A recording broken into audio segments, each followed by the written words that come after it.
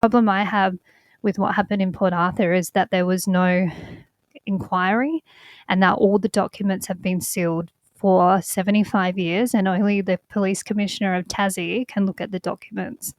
So I'm all about transparent government. I believe that the people should know what their government is doing, and I believe that the people have a right to information about what's happened in their society, particularly when it comes to things that affect all of us. I remember Port Arthur, I remember 1996 because of the reaction of my dad and seeing him, this pleasant teacher, great father, always there for me, educated me so much, would come into my room when I was sick and look after me, read me stories at night, teach his 3 children how to shoot.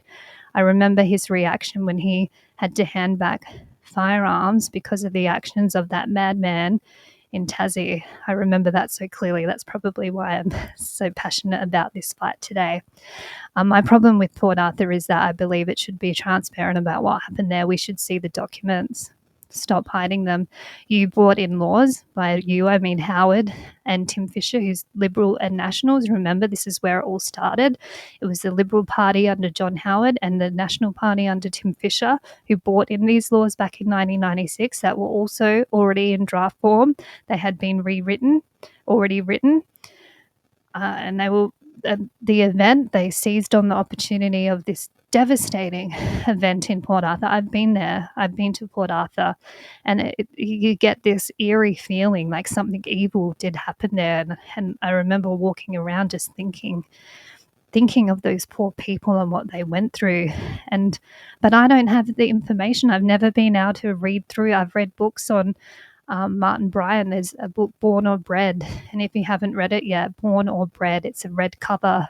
I remember that goes into his life, how he got those firearms to begin with, how the police he was on their radar because he was a bit of a sketchy character in Tassie. That book is really great to read about him, but I want to read a book from the officers who were there.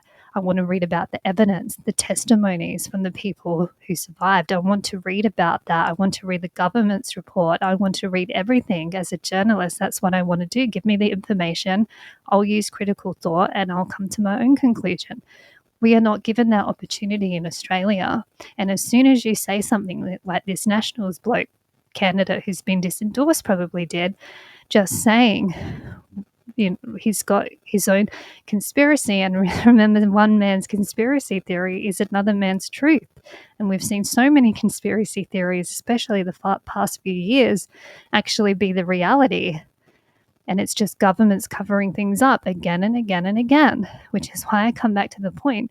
Governments are meant to serve the people. You have to be transparent about things. If you want to change laws that affect all of us because of one person, which is what happened in this instant, you need to justify that, and you need to be honest with us because you serve us.